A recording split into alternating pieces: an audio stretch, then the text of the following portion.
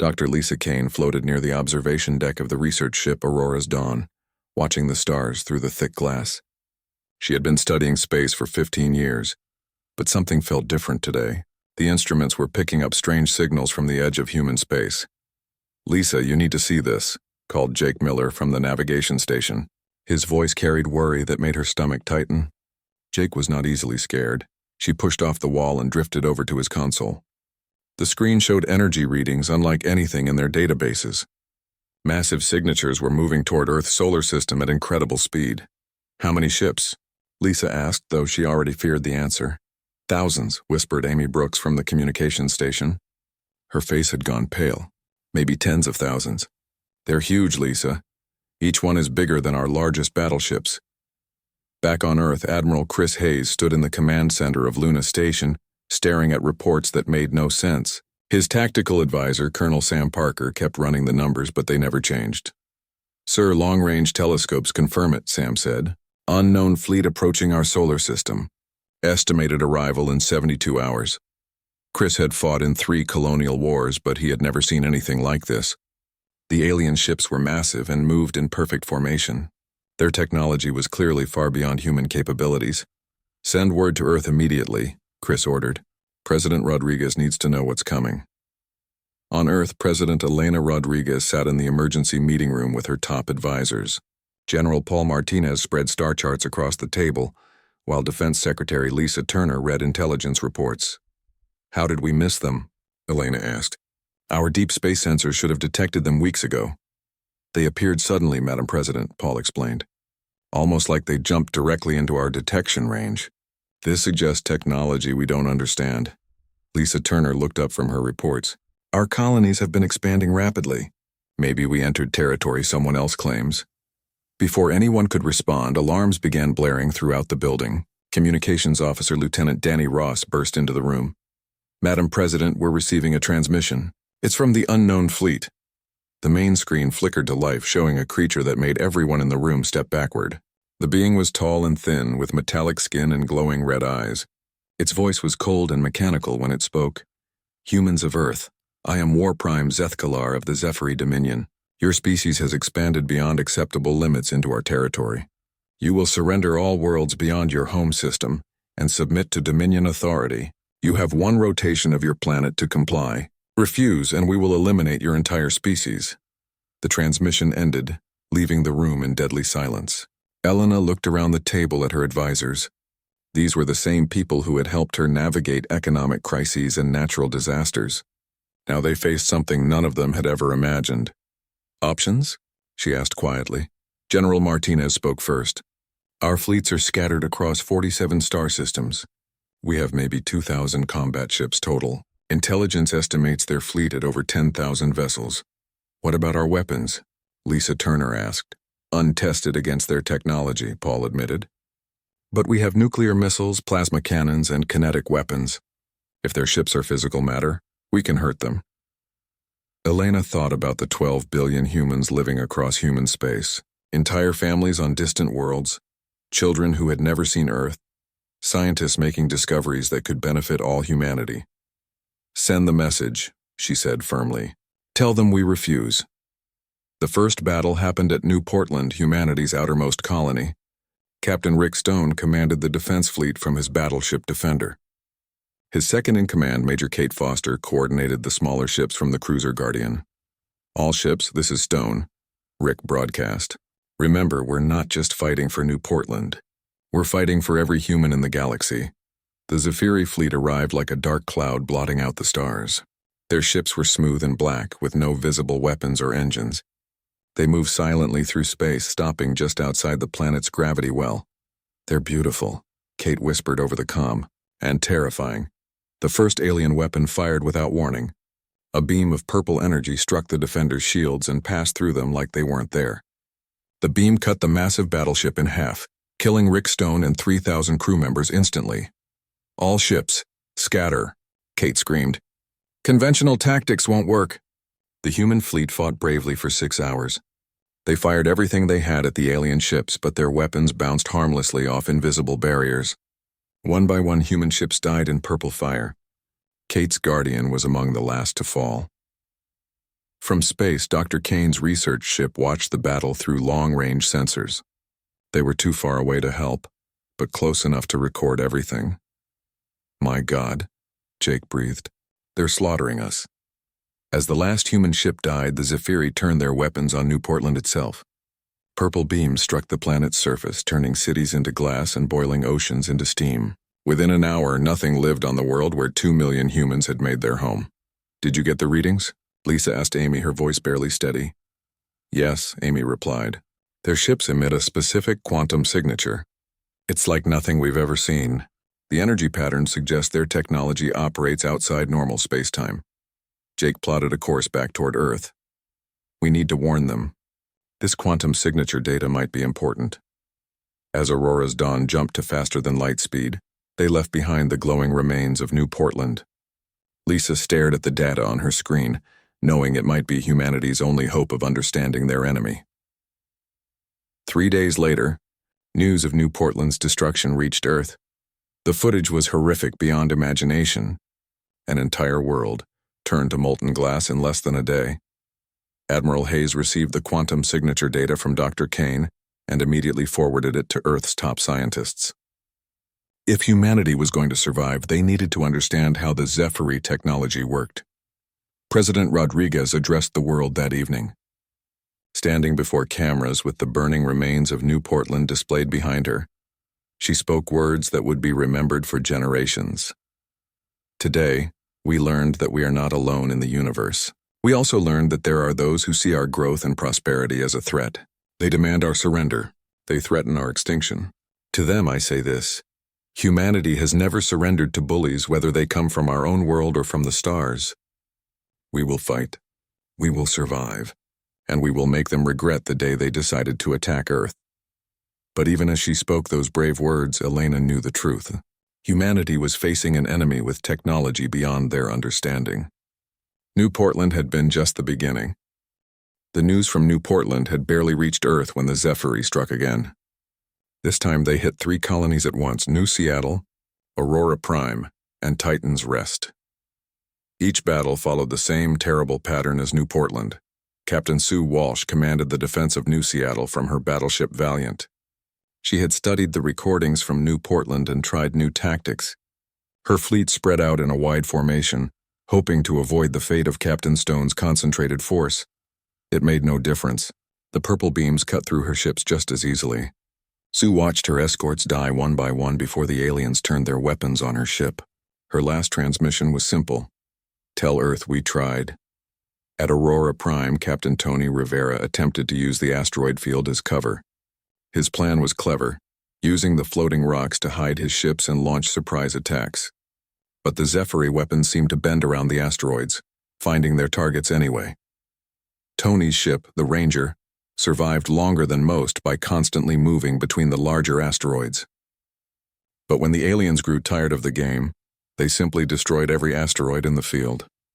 Tony and his crew died in the explosion of their hiding place. Titan's Rest fell in the shortest battle yet.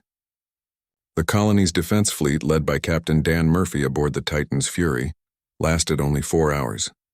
Dan was a veteran of the border wars and had never lost a battle.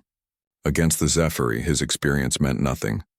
Dr. Kane's ship received the distress signals from all 3 colonies.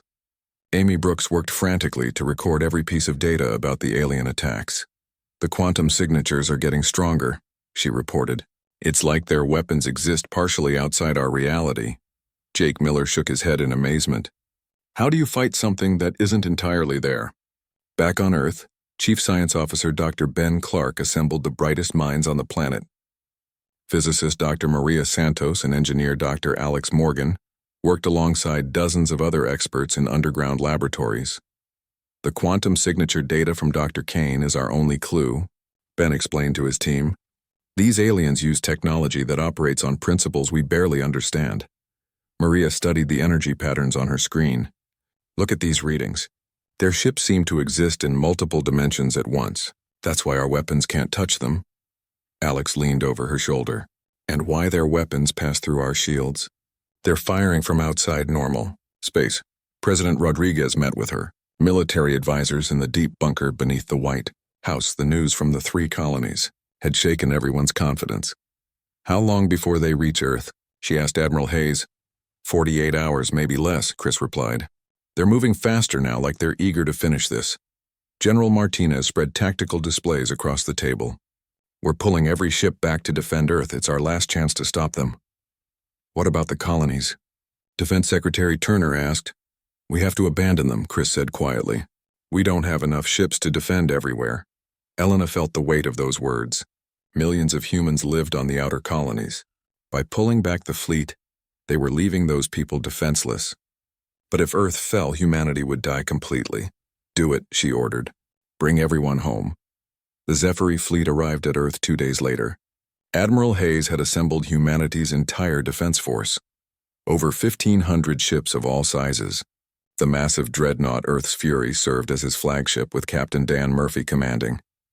"This is it," Chris broadcast to the fleet. "Everything we've worked for, everything we've built comes down to the next few hours. Make them pay for every meter of space."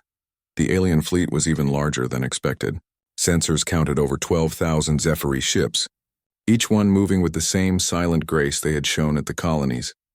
Captain Murphy opened fire first, launching every missile the Earth's Fury carried. The nuclear warheads streaked toward the alien fleet like bright stars against the darkness. They struck the lead ships and exploded in brilliant flashes of light. When the light faded, the Zephyri ships were undamaged. "All ships open fire," Admiral Hayes ordered. The human fleet unleashed everything they had. Plasma cannons, kinetic weapons, fusion missiles, and experimental energy weapons all focused on the alien fleet. The space between Earth and its attackers filled with deadly light. None of it mattered. The Zephyri shields absorbed or deflected every attack. Humanity's most powerful weapons were useless against alien technology. Then the Zephyri began to return fire. Purple beams reached out from the alien fleet like the fingers of death. Each beam found a human ship and cut it apart. The Zephyri fired with perfect accuracy, never missing their targets. Captain Sue Walsh's sister, Captain Ann Walsh, commanded the cruiser Liberty. She watched her ship's armor melt under alien fire and knew she was about to die. Her last act was to ram her dying ship into the nearest Zephyri vessel. The Liberty struck the alien ship at full speed and exploded in a massive fireball. When the flames cleared, the Zephyri ship was completely undamaged. "Their shields work both ways," Dr. Santos observed from her bunker laboratory. "Physical impacts can't hurt them either." One by one, the human ships died. Captain Murphy kept the Earth's Fury fighting until the very end, even as purple beams tore his ship apart around him. His final transmission contained vital tactical data that would help the scientists understand their enemy. Admiral Hayes watched from Luna Station as his entire fleet was destroyed. In 12 hours, humanity's space navy had been completely eliminated. Now the aliens turned their attention to Earth itself. The first bombardment beam struck the planet's surface at dawn. Cities that had stood for centuries vanished in purple fire. New York, London, Tokyo, Moscow. All were destroyed in the first hour. President Rodriguez activated Project Deep Root from her bunker command center. This was humanity's most secret program, hidden in underground facilities across 7 continents. For 20 years, Earth's best scientists had been developing theoretical weapons based on cutting-edge physics. "Dr. Clark, you and your team are now humanity's last hope," Elena told him over the secure communication link. Ben nodded grimly. "We'll find a way to stop them, Madam President. If we have to." As alien bombardment continued, Dr. Santos made a breakthrough in her analysis of the quantum signature data. She had been studying the energy patterns for days, looking for any weakness in the alien technology. "Ben, look at this," she called excitedly.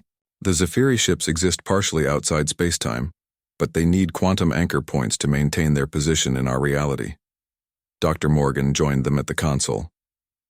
"You mean they have a weakness?" "Maybe," Maria replied. "If we could disrupt those quantum anchors, their ships might be forced back into normal space-time. Then our weapons could hurt them." Ben felt hope for the first time since the invasion began. "How do we disrupt quantum anchors?" "I don't know yet," Maria admitted. "But at least now we know what to look for." Above them, the bombardment continued. 3 billion humans died in the first day as purple beams turned Earth's greatest cities into glass craters. The aliens seemed to enjoy their work, taking their time to ensure maximum destruction. But in the deep laboratories of Project Deep Root, humanity's greatest minds worked frantically to find a solution. The quantum signature data from Dr. Kane had given them their first real clue about alien technology. Dr. Kane herself was still alive, hiding in space aboard the Aurora's Dawn. She and her crew had become witnesses to humanity's darkest hour, but they were also collecting data that might save their species. "We need to get this information to Earth scientists," Lisa told her crew. "Everything we've recorded about the alien ships could be important." Jake plotted a course toward Earth, using asteroid fields and debris clouds to hide their approach. "It's going to be dangerous. The aliens control most of the solar system now. We have to try," Amy added. "We might be carrying the key to humanity's survival." As Aurora's Dawn began its dangerous journey toward Earth, the planet continued to burn under alien attack.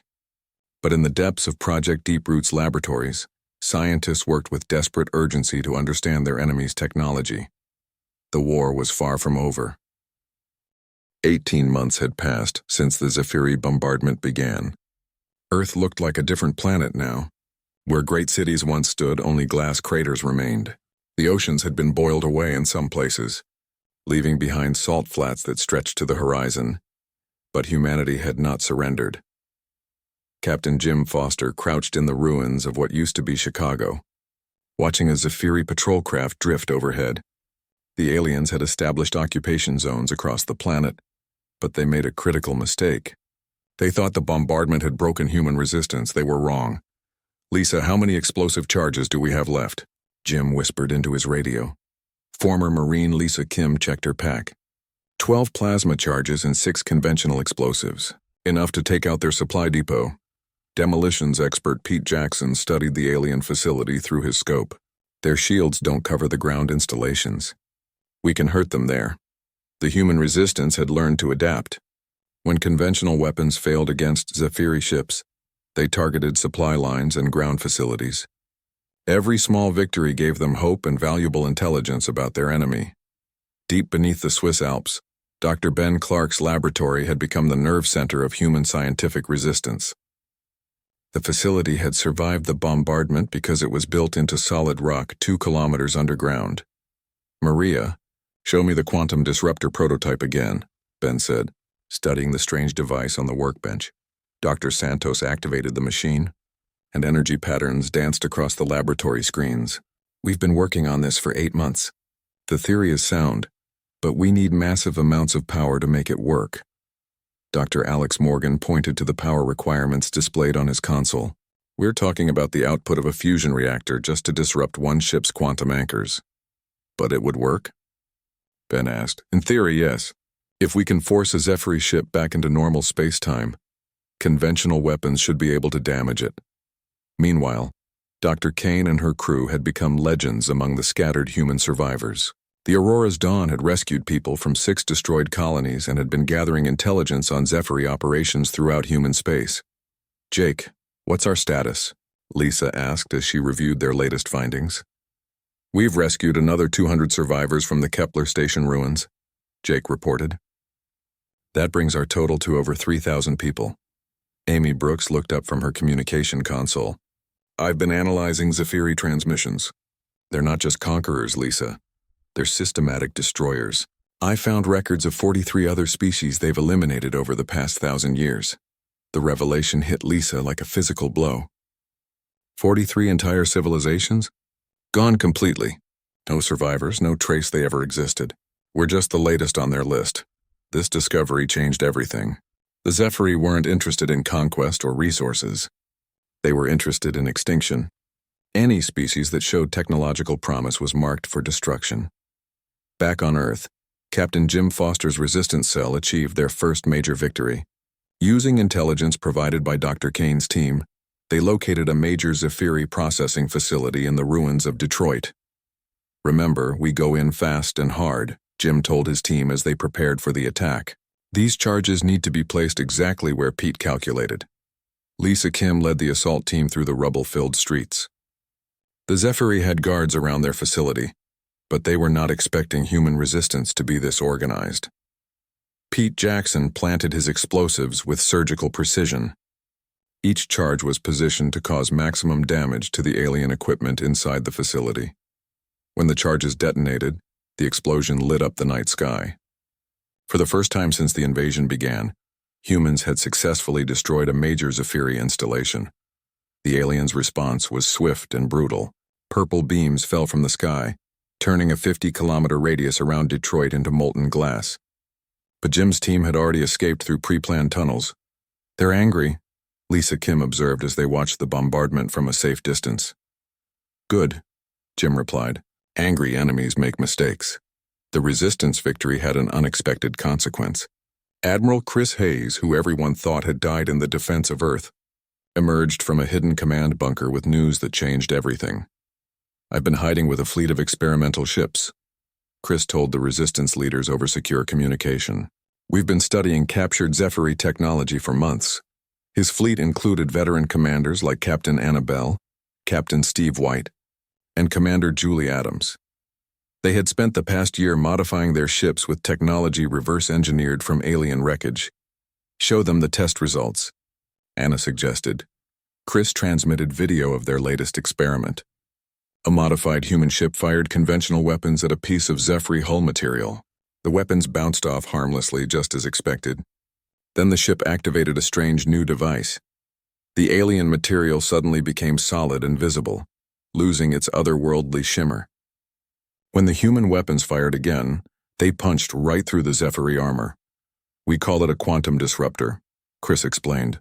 "It forces alien matter back into normal spacetime." Dr. Clark's team received this data with excitement and amazement. Their theoretical weapon actually worked, and Admiral Hayes had proven it in combat conditions. "We need to build more of these devices," Ben told his team. "Much larger ones," President Rodriguez, operating from a mobile command center that moved constantly to avoid alien detection, authorized the most ambitious project in human history. Operation Prometheus will construct 17 quantum disruptor arrays across Earth and our remaining colonies, she announced to the Resistance leadership. Each array will be powered by matter-antimatter reactors hidden deep underground. The construction project required incredible secrecy and coordination. Resistance cells across the planet worked together to gather materials and build the massive arrays. Each installation was hidden in places the aliens would never think to look: abandoned mines, underwater facilities, and deep cave systems. Dr. Santos led the technical team that designed the arrays. "Each disruptor can affect ships within a 1,000-kilometer radius," she explained. "When all 17 arrays activate simultaneously, we can disrupt the quantum fields of every Zephyri ship in Earth's vicinity." The work was dangerous and difficult. Resistance fighters died in alien patrols while transporting equipment. Engineers worked in freezing underground conditions to assemble the complex machinery. But slowly, the arrays took shape. Dr. Kane's team played a crucial role in the project. Her ship had rescued engineers and scientists from the destroyed colonies, many of whom had essential knowledge for building the quantum disruptors. "We've lost so much," Amy observed as she watched the Earth through Aurora's dawn sensors. "But we're still fighting," Jake nodded. "The aliens think they've won. That's going to be their biggest mistake." Lisa studied the tactical displays showing the locations of all 17 arrays. "When these activate, the Zephyri are going to learn something important about humanity." "What's that?" Amy asked. "We don't give up. Ever." As the quantum disruptor arrays neared completion, the Resistance prepared for the largest military operation in human history. They had one chance to surprise the aliens and turn the tide of the war. Admiral Hayes coordinated with Resistance cells across the planet. Captain Bell, Captain White, and Commander Adams had their ships ready to strike the moment the arrays activated. Dr. Clark ran final tests on the quantum disruptor technology. "The theory is sound, and the small-scale tests have been successful. But we've never tried anything on this scale before." President Rodriguez addressed the scattered remnants of humanity one final time before the operation began. "For 18 months, we have endured bombardment, occupation, and the loss of billions of our people. The aliens think we are beaten. They think we will submit to extinction like the 43 civilizations before us. Tomorrow we prove them wrong. Tomorrow we take back our world." The stage was set for humanity's greatest gamble. Operation Prometheus would either free Earth from alien occupation or result in the complete destruction of the human species. But as Dr. Kane looked at the data about those 43 extinct civilizations, she knew they had no choice. The Zephyri would never stop hunting humanity until every last human was dead. The war was about to enter its final phase. 2 years after the invasion began, the Zephyri considered Earth to be a conquered world. Most of their massive fleet had moved on to establish mining operations throughout human space, leaving only a garrison force of 300 ships to watch over the dead planet. This was exactly what the human resistance had been waiting for. War Prime Zethkalar stood on the bridge of his command ship, the Eternal Dominion, reviewing reports from across the former human territories. The bipedal creatures had put up more resistance than expected, but they were finished now. Soon this sector would be completely cleansed and ready for Dominion use. War Prime, his communications officer, reported, "We are detecting minor disturbances in the outer system, small craft attacking supply convoys." Zethkalar dismissed the report with a wave of his metallic hand. "Survivors scavenging for resources. Send a patrol to eliminate them."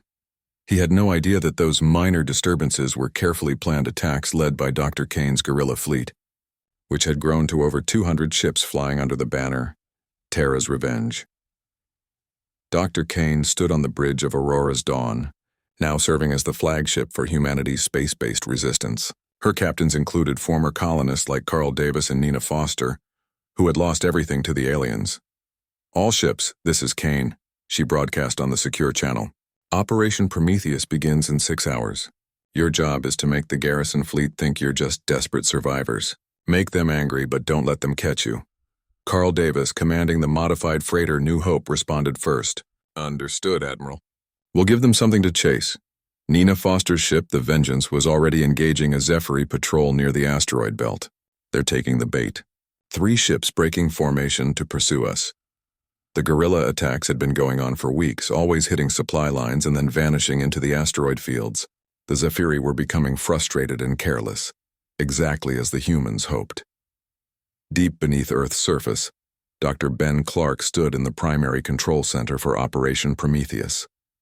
17 quantum disruptor arrays were now operational, hidden across the planet and connected by quantum communication links. "Maria, report on all arrays," Ben requested. Dr. Santos checked her status boards. "All 17 installations are online and charged. Matter-antimatter reactors are stable." "We're ready, Ben." Dr. Alex Morgan monitored the power systems. "Each array is generating enough energy to disrupt quantum fields within a 1,000-kilometer radius. When they all fire together, nothing within Earth's orbital space will be safe." President Rodriguez joined them in the control center, having traveled through dangerous tunnels from her mobile command post. "Are we certain this will work?" "Admiral Hayes's tests prove the concept," Ben replied. "But we've never attempted anything on this scale. The quantum cascade effect could be unpredictable." Elena nodded grimly. "It's a risk we have to take. If we fail, humanity dies anyway." Above ground, Admiral Chris Hayes prepared his rebuilt fleet for the most important battle in human history. The dreadnought New Earth served as his flagship, accompanied by the destroyers Vengeance and Retribution under the command of Captain Steve White and Julie Adams. "All ships, maintain radio silence until the arrays activate," Chris ordered. "The moment those Zephyri ships become vulnerable, we hit them with everything we have." Captain Anna Bell, commanding the cruiser Liberty's Revenge, confirmed her position near Luna. "Sir, we're seeing increased Zephyri patrol activity. Dr. Kane's attacks are definitely getting their attention." In space, the Zephyri garrison fleet began responding to the guerrilla attacks exactly as the humans hoped. War Prime Zethkalar grew tired of the constant harassment and ordered a major sweep of the outer system. "Deploy 2/3 of our garrison force," he commanded. "These humans are like parasites. We will exterminate them completely." 200 Zephyri ships left their defensive positions around Earth and spread out through the solar system, hunting for Dr. Kane's elusive fleet. This left only 100 ships defending the planet itself. "War Prime," his tactical officer reported, "should we request reinforcements from the mining fleets?" "Unnecessary," Zethkalar replied coldly. 100 ships are more than sufficient to deal with broken survivors." Dr. Kane watched the alien fleet movements on her tactical display. "Perfect. They're spreading out just like we planned. All ships begin the final phase. Lead them away from Earth." Her guerrilla fleet split into small groups, each one drawing Zephyri pursuers further from the planet. Carl Davis led one group toward Jupiter, while Nina Foster headed for the asteroid belt. Every human ship was equipped with the fastest engines they could build, allowing them to stay just ahead of their alien pursuers. In the underground control center, Dr. Clark received confirmation that the Zephyr fleet was properly positioned. "All arrays report ready," Maria announced. "Quantum field generators are charged to maximum capacity." President Rodriguez took a deep breath. "Dr. Clark, you may fire when ready." Ben's hand hovered over the activation control. 2 years of suffering, billions of dead humans, and the fate of the entire species came down to this moment. "Firing all arrays," he announced, and pressed the button. Across Earth, 17 hidden installations activated simultaneously. Massive quantum disruptor beams reached out from underground emplacements, their invisible energy washing over every Zephyr ship within range. The effect was immediate and spectacular. The smooth, black Zephyr vessels suddenly became visible and solid, their otherworldly shimmer disappearing as they were forced back into normal space-time. For the first time since the invasion began, the alien ships were vulnerable. "All ships, this is Hayes," Admiral Chris broadcast. "The arrays are working. All ships attack." The rebuilt human fleet erupted from hiding places throughout the inner system. The New Earth's massive guns opened fire on the nearest Zephyr ship, and for the first time, human weapons found their mark. The alien vessel's hull cracked and exploded as conventional weapons tore it apart. Captain White's destroyer Vengeance engaged 3 Zephyr ships simultaneously, his crew cheering as their plasma cannons punched through alien armor. Captain Adams aboard Retribution used her ship's speed to dart between larger alien vessels, striking weak points and vanishing before they could respond.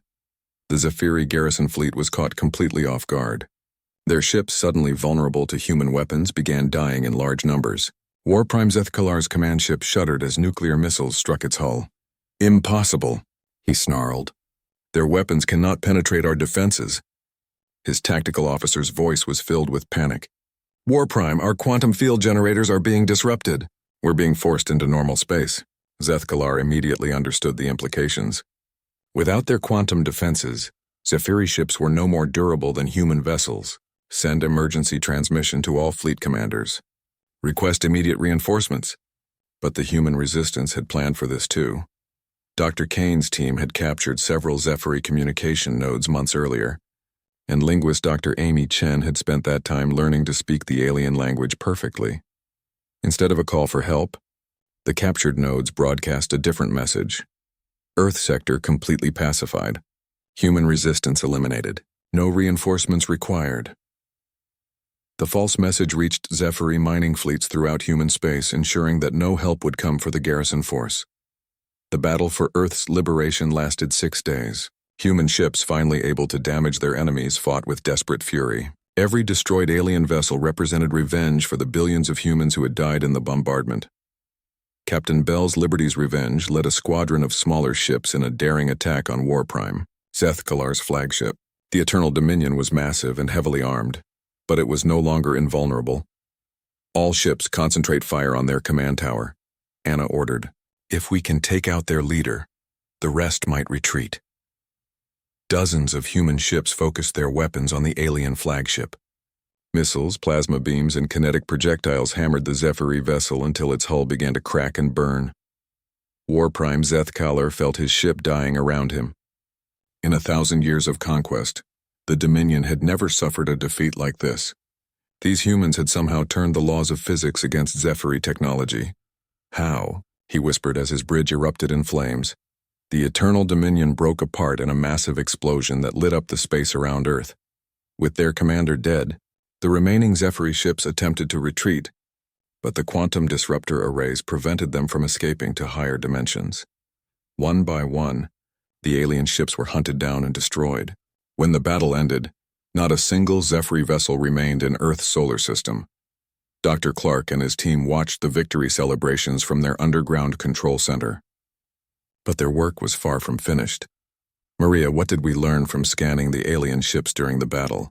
Ben asked. Dr. Santos displayed her analysis on the main screen. "We've mapped their quantum field technology completely. More importantly, we've identified the control frequencies for their entire fleet network." Dr. Alex Morgan looked up from his console in excitement. "Ben, I think we can use this data to build a much larger quantum disruptor. one that could affect ships across multiple star systems. 6 months after Earth's liberation, humanity had transformed into something the galaxy had never seen before. The quantum disruptor technology had been miniaturized and mass-produced. Every human ship now carried weapons that could force Zephyr vessels back into vulnerable space-time. President Elena Rodriguez stood in the rebuilt White House, looking out at construction crews working to repair the damage from the alien bombardment. But her mind was focused on the decision that would define humanity's future. The intelligence data from captured Zephyr computers is clear, reported Dr. Ben Clark during the emergency cabinet meeting. Their empire spans 3,000 star systems with a total population of over 200 billion aliens. Defense Secretary Lisa Turner studied the star charts spread across the table. They have detailed maps of every human colony and the exact location of Earth. As long as they exist, we'll never be safe. Admiral Chris Hayes, promoted to Supreme Commander of Human Forces, presented 3 strategic options. We can defend our territory and hope they don't return. We can try to negotiate some kind of peace treaty, or we can strike first and eliminate the threat permanently. The debate was led by ethicist Dr. Frank Moore and strategic analyst Dr. Carol Lynn. Dr. Moore argued for attempting diplomatic contact, while Dr. Lynn insisted that the Zephyr had shown no interest in coexistence with any species. They've destroyed 43 civilizations over the past 1,000 years, Dr. Lynn pointed out. Every single species that showed technological promise was marked for extinction. There's no evidence they've ever negotiated with anyone, Dr. Moore countered. But that doesn't mean they won't negotiate with us. We've proven we can defend ourselves. Maybe that changes their attitude.